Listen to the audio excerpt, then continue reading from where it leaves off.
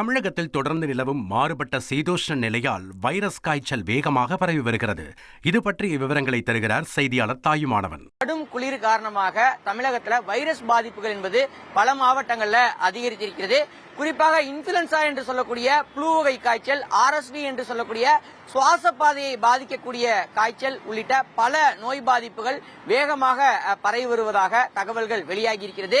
இந்த நிலையில தான் பொது சுகாதாரத்துறையின் சார்பில் இந்த இன்ஃபுளுன்சா நோய் தொற்றை கட்டுப்படுத்துவதற்கு அனைத்து மாவட்ட சுகாதாரத்துறை அதிகாரிகளுக்கும் பல்வேறு வழிகாட்டுதல் என்பது வழங்கப்பட்டிருக்கிறது. வழக்கமான காய்ச்சல் என்றாலும் கூட ஒரு நீண்ட நாட்களுக்கு இது இருக்கக்கூடிய ஒரு சூழல் இருக்கிறது. குடும்பத்தில் ஒருவருக்கு இவ்வகை காய்ச்சல் வந்தால் உடனடியாக மற்றவருக்கும் பரவக்கூடிய ஒரு சூழலே இருந்து வருகிறது.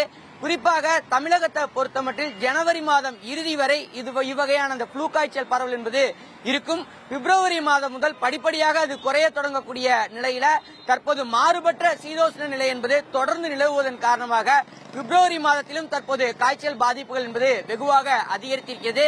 தமிழகத்தை பொறுத்தமட்டில் வெயிலுடைய தாக்கம் படிப்படியாக அதிகரிக்கும் பட்சத்தில் வரும் நாட்களில் காய்ச்சலுடைய பாதிப்புகள் குறையும் என்று பொது சுகாதாரத்துறை வல்லுநர்கள் தகவல் வெளியிட்டிருந்தாலும் கூட தொடர்ந்து அதிகரிக்கக்கூடிய அந்த காய்ச்சல் பாதிப்புகளை கட்டுப்படுத்துவதற்கு தேவையான முன்னேற்பாடுகளை அனைத்து மாவட்ட சுகாதாரத்துறை அதிகாரிகளும் சம்பந்தப்பட்ட மருத்துவமனைகளின் வாயிலாக மேற்கொள்ள வேண்டுமென வழிகாட்டுதல் வழங்கப்பட்டிருக்கிறது. காய்ச்சல், சளி, இருமல் உள்ளிட்ட பொதுவான அறிகுறிகள் இருக்கக்கூடிய பட்சத்தில் பொதுமக்களும் தனிமனித இடைவெளியை கடைபிடிப்பதுடன் தேவையான இடங்களில் முகக்கவசம் அணிவதையும் கட்டாயமாக பின்பற்றினால் நன்றாக இருக்கும் என சுகாதாரத்துறை வல்லுநர்கள் தகவலை வெளியிட்டிருக்கிறார்கள்.